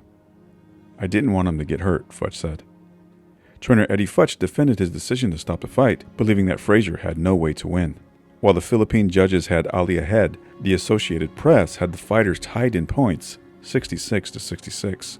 Reporters could not come up with enough words to pay proper tribute to the 42 minutes of warfare. "He could have whooped any fighter in the world," Ali said. "Except me. He is great. Greater than I thought." Ali later said the bout was, quote, "the closest thing to dying that I know of." As both men collapsed in their dressing rooms, Ali sent word that he wanted to see Frazier's son, Marvis. He said to him, "Tell your father all the stuff I said about him. I didn't mean it." But Papa Joe didn't accept the apology. He felt that if Ali wanted to apologize, he could do it face to face. Eddie Futch requested that Frazier retire, a wish that Yank Durham wanted when Frazier defeated Ali back in 1971. But Frazier remained adamant that he still had a love for the sport. He wanted rematches with both of the men who defeated him, Muhammad Ali and George Foreman. After Foreman was knocked down by Ron Lyle, Frazier claimed that he saw weaknesses that he could exploit. He felt privately that he had taken Foreman lightly and didn't train as hard as he normally did. A rematch was signed, and Frazier came into the ring with a shaved head, symbolizing that he was a new and different fighter. just about set to go from the Nassau Coliseum here on Long Island. Joe Frazier, former champ, against George Foreman in the red trunks. Coming up to round one, I'm Bob Sheridan. Glad that you can be with us from Long Island, New York, for another terrific 12-round heavyweight battle featuring two former world champions. Look at Smokin Joe, record of 32-3, 27 KOs. George Foreman, 42-1, his only loss in Zaire to Muhammad Ali. In the first fight, when these guys fought down in Jamaica, it was a disaster for Joe Frazier, who came into the title defense a 3-1 favorite, and he got knocked down 6 times in the fight and knocked out in the second round. A brilliant victory and a big upset for George Foreman. This one's a different story. Both guys have taken different tracks to get here. A very difficult fight in Manila for Joe his last time out, and that's what this fight will tell the story. How much longer can the career of Joe Frazier go? Even though he and Ali fought so well in that fight in Manila, for Joe, it was just a very difficult fight. Ended up in the hospital after that, and you question his conditioning and how sharp he can be for this one. For George Foreman, well, it's a different sort of battle. It was that big battle with Ron Lyle a few months ago when both of them were knocked down several times during the course of that fight in a big slugfest, and you wonder just how long these fighters can go when they get involved in big wars like that. You don't measure the age of fighters chronologically like you do in the boxing ring. It depends on how many tough fights. And look at Joe taking the shots again. He's using a little bit of that rope-a-dope that Ali used in Zaire, but it's not working because George is able to land some punches there. Joe's not looking in tremendous shape, but the fact of the matter is, again, I go back to what I said before, the difficult fight that he had in Manila, I think, is much more significant and much more telling than the fact that he doesn't look physically in great shape. At this age, you know, at 32, you wouldn't expect him to look as good as the 27-year-old in the prime of his life in George Foreman. I doubt if he ever can be. George, on the other hand, looks like he's recovered totally from his brutal war with Ron Lyle and his difficult loss to Muhammad Ali. George looks fairly sharp. Big left hook by Joe. So just as I'm comfortably discussing George Foreman, Joe Frazier lands a left hook. The problem is Joe Frazier's left hook on the body, the huge body of George Foreman, doesn't take the same toll as it does on other fighters. Here's what Joe needs to do, all of this trunk movement. But he used to be able to do that for 3 solid minutes. He gets through with the left hook, and look at George doesn't seem to take any toll of it at all. Of course, George has his problems in late rounds in fights. George does well usually and is able to knock guys down with just brute strength in the first 2, 3, 4 rounds. I'll tell you, coming off that huge body of his and those huge arms, that hurts. He digs to the body, backs Joe up. Joe doesn't want to stay here in the ropes. It's not a good idea. There'll be no rope-a-dope tonight. Look at them trading punches. There's the bell ending round number 2.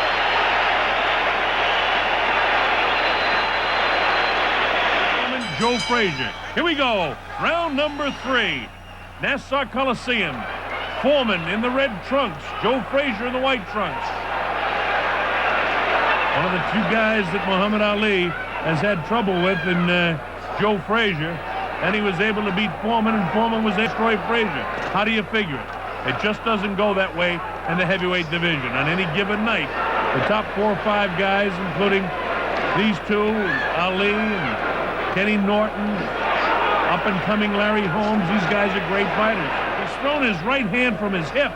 What he's got to do is get up on his toes and go straight like that with a right hand. There's a nice left by George Foreman. Now George is punching with authority. Joe able to back him up. Some of these are borderline low blows. Referee hasn't said anything, Harold Barrow. Nice shots here by George. Oh, he's hurting Joe now. Joe's taking a lot of headshots. He goes to covering up, but he's standing still. Joe's got to get out of that corner. Oh, big right hand again. Puts Joe on the left ear. Look at George just teeing off. If Joe has any idea of making this guy wear down by taking shots like this, it won't work. Look at this. Left hand, left hand, left hand, then the big right. Bangs him with the left, jabs it off the forehead, pounds his nose, misses with the right hand. Joe can't hold him off at all. walking right through anything Joe does. Every once in a while, Joe will lunge and get a left jab through, but it doesn't take any effect. This is a straight left by Joe Frazier. It's not working tonight for Joe. I can tell you that right now. Well into the third round here. Foreman, oh, nice stiff. That's a punch. Look at this, spins ahead with a left hook. Wow, about a minute to go in this round, and George Foreman having it all his way. This is his best round so far. Look at the legs of Joe Frazier already in the third round. They look like there's lead in the knees. See him plodding now? Not up on his toes at all. Another left hook throw. That one whistles past the nose. Another one grazes the nose. Misses with the right hand, does George. Light right hand that time. Now he tries to spin and get him off balance. And referee Harold Bowles says, hey, watch it, George. Keep it clean. In the third round, and it's been all Foreman in this third round. George won the first two, but this third round, he's punishing Joe Frazier. You hate to see a great former champ like Joe go out like this, I'll tell you. Closing seconds now of this, the third round, a George Foreman round all the way.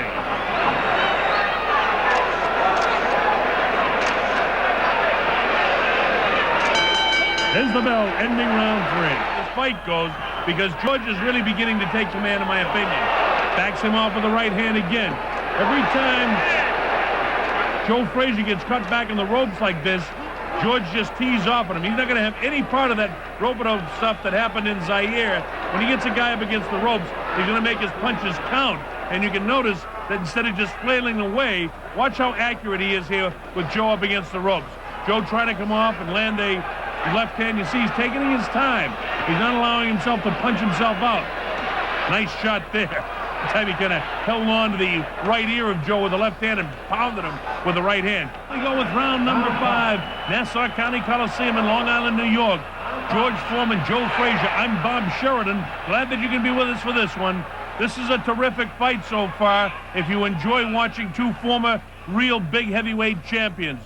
Frazier as big as he's ever been, and you question just what kind of condition he is in. And I'm talking about his overall condition, not just his physical condition of the body, because he took so many punches in that fight against Muhammad Ali in Manila. George Foreman, we questioned his conditioning coming into the fight because he took so many shots and vicious shots from Ron Lyle in his last fight.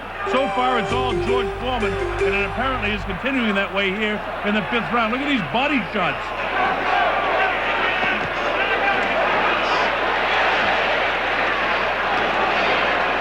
If the 4th round was more or less even, George definitely won the first 3. But here in the 5th round, George is taking command again. Uppercut lands, right hand lands behind the ear of Frazier. Frazier tries to fight back. He's got such a big heart. And look at these big clubbing punches. And that's all you can call them, is like big clubbing punches. That one he really got into. Again, Gil Clancy doesn't want him pushing his left hand. He wants him snapping it. And he started doing that. And now he's throwing more right hands. I think George Foreman wants to end this thing as soon as he can, because he's looking a little bit fatigued, and he's throwing so many punches and big wide punches that he can get arm weary if the fight goes into the 6th, 7th, 8th round. He would really like that. Oh, good shot! That was a tough one on the chin, and bounced the head back in about 3 good heavy blows by George Foreman. Oh, that one got Joe, and down he goes. He'll be able to get up. He'll take the standing 8 count. It's up to 4 and 5 and 6. And 7, and now finally the standing 8 count. I don't think it's going to last much longer as George moves in, and he knows he can hurt him now. Big left hand again, big right hand. Look at him trying to fight back. His legs are gone. George catches him with a big left hook, and the right uppercut floors him again. Look at him crouched in the corner. Former great champion, lasted longer this time. It's up to 6 and 7. Joe won't be able to continue. It's at 8. The referee, Harold Follow, takes a real good look at him. And I think he's going to say that's it. And he does. It's all over. Reporters were kept out of Frazier's dressing room for over a half hour as stitches were placed above his right eye. I thought I had it, Frazier mumbled to Eddie Futch. I could feel the guy slowing up. Futch listened, but didn't respond. I think, Frazier said, it's time for me to put the gloves up on the wall. Frazier once again turned his focus onto his music group, with his band playing in New York and Las Vegas. He tried his hand at managing fighters, most notably heavyweight contender Dwayne Bobbick and his son Marvis, who had a budding amateur career. He also continued to take shots at former opponents Ali and George Foreman. When Foreman claimed he had visions of a crucifixion and blood on his hands after a defeat to Jimmy Young, Frazier scoffed at the notion. "The Lord didn't put that blood there," Frazier said. "Jimmy Young did." After seeing Young lose a disputed decision to Ali, Frazier wanted to get back into the ring. He called trainer Eddie Futch, who told him, quote, "Forget it, Joe. You know how I feel." But Frazier convinced Futch to come to Philadelphia and watch him spar a few rounds. Afterward, the trainer couldn't help but give Frazier passing grades and agreed to train him, even if he didn't like the idea. Frazier's lawyer contacted Madison Square Garden and said Frazier would fight Ernie Shavers for $1 million. Feelers were then sent out to NBC, CBS, and ABC, but all of the networks declined the match. Frazier then accepted a fight with rising contender Harry Coetzee in South Africa to take place in April of 1978. But talks fell through after Frazier insisted that the stadium be completely integrated in the apartheid country. Frazier then signed to face another South African, Callie Coetzee, in Nevada. But during training, Frazier came down with hepatitis, canceling the bout and his comeback. Eddie Futch was relieved. "The image that Joe has left the world is one of being a fine athlete and a fine gentleman," Futch said. "I didn't want that tarnished. I also didn't want him to get physically hurt. Fighters with his style have sensational careers, but short." Frazier returned to the entertainment world, getting featured in TV commercials and once again touring with his singing group. He started several businesses, including a limousine service, opening a restaurant, and continuing to run Joe Frazier's gym in Philadelphia. Marvis was now the top-ranked amateur and ready to turn pro, with Frazier dreaming of a World Heavyweight Championship for his son. By 1981, the itch to return became too hard to resist for Frazier. He accepted an $80,000 payday to return and face Jumbo Cummings in a comeback attempt. Muhammad Ali would be facing Trevor Berbick in the Bahamas a week later, and Frazier hoped for a fourth fight should they both win. Fighting for the first time in 5.5 years, Frazier labored to a draw. His reflexes were clearly gone, but his opponent was too inexperienced to take advantage. The disappointing comeback was forgotten 3 months later as his restaurant, Smokin Joe's Corner, was robbed. 3 people were shot and killed in the holdup, including one of Frazier's business partners. Meanwhile, Frazier refused to officially retire from the ring. In 1982, he sent out feelers to champion Larry Holmes and top contender Jerry Cooney. He never received a response from either fighter. A year later, Frazier sent his son Marvis, still a novice with only 10 fights, into a title match with Larry Holmes. Frazier's former trainer Eddie Futch was now in Holmes' corner and was torn emotionally between Holmes and Marvis, whom he thought of as a grandson. Holmes stopped Marvis in the first round. A year later, Frazier returned to the ring, but in the arena of professional wrestling. He served as a special referee for the Ric Flair-Dusty Rhodes match at Starrcade '84 and was later the cornerman for Mr. T at WrestleMania 2. By 1986, his stable of fighters had grown. Another son, Hector, joined the professional ranks, fighting as Joe Frazier Jr., while nephews Rodney, Mark, and Tyrone had turned pro as well. But his prized pupil soon became Smokin' Bert Cooper, a fighter whose hard-hooking style resembled Frazier more so than any of the boxers from his bloodline. In 1996, Frazier released an autobiography which detailed his hatred for Ali. He called Ali a mean-spirited egomaniac, and he wished he could beat him up, piece by piece, and mail him back to Jesus. Frazier's hatred of Ali became national news when Ali lit the Olympic flame at the opening ceremonies in 1996. Frazier said he wished he could have pushed Ali into the flames. He remained unhappy that there was always a bias toward Ali by the media, and that the only pictures and videos that they would show were of Ali hitting him. But like Ali, Frazier's physical decline was rapid. His left arm was now arthritic, and he had limited circulation in his right shoulder. By 2008, he could not get around without the aid of a walker. Now diabetic and blind in one eye, Frazier's wealth had declined along with his health. He spent his final years living in an apartment above his gym. In September of 2010, Frazier returned to South Carolina, where the governor awarded him with the Order of the Palmetto, the highest civilian award. In September of 2011, Frazier was diagnosed with liver cancer. 2 months later, he was placed into hospice care. Joe Frazier died on November 7, 2011. He was 67 years old. "The world has lost a great champion," Muhammad Ali said. "I will always remember Joe with respect and admiration."